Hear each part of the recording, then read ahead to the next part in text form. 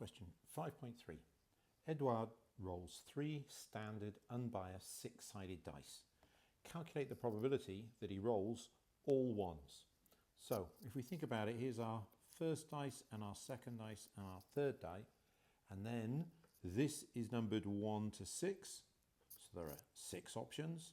This is 1 to 6, 6 options. This is 1 to 6, 6 options. So we're going to have any one of 6 and then any one of 6 and then any one of 6. It's going to be 6 cubed, and with the calculator 6 to the power 3. We get 216 ways. So 216 different individual pathways or outcomes. What's the probability you get a 1 and a 1 and a 1? There is only one way of getting a 1 and a 1 and a 1. It's one way out of 216. If we wanted a decimal, 1 divided by 216, and we get 0.00463. 0.00463 if we're keeping to 3 significant figures.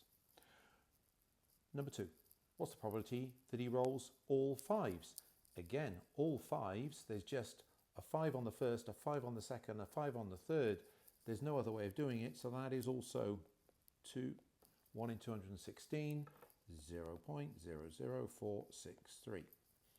What's the probability, having rolled these 3 dice, 2 of them were 6s and 1 was a 5? So it could have been a 6 and then a 6 and then a 5, or the 5 could have been in the middle with a 6 and a 6, or the 5 could have been at the front with a 6 and then a 6. So again, we're rolling the dice, so there's 216 different things that could happen, and 3 of those 216 would have 2 being a 6 and 1 being a 5.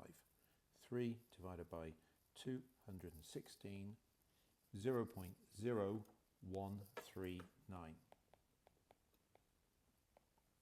Okay, B. The 3 dice are rolled once. Calculate the probability that the sum of the 3 dice equals 3. How do we get a sum equal to 3? It's only going to happen with a 1 and a 1 and a 1.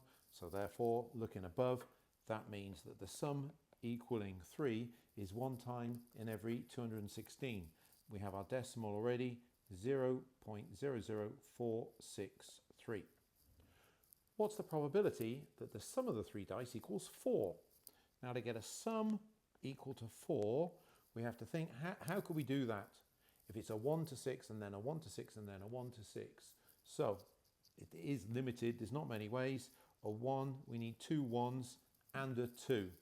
But it could be you roll a 1, then a 1, then a 2. Or the 2 could have been the second one.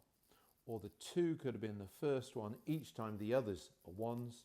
So as we had above 2 6s and 1 5, here we've got 2 1s and a 2.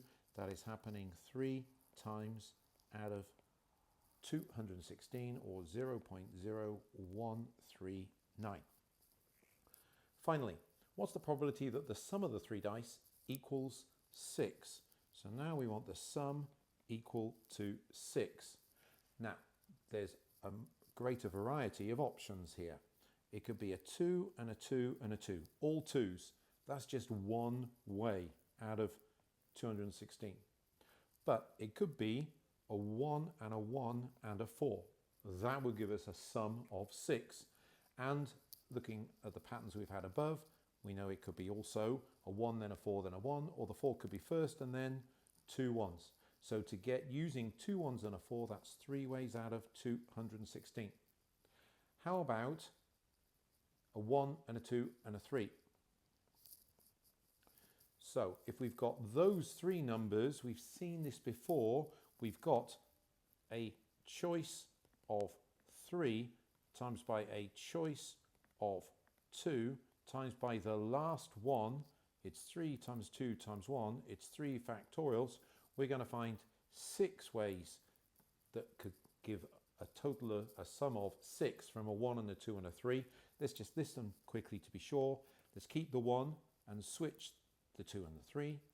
Then we could put the 2 first, a 1 and a 3, switch, and it's 2, 3, 1.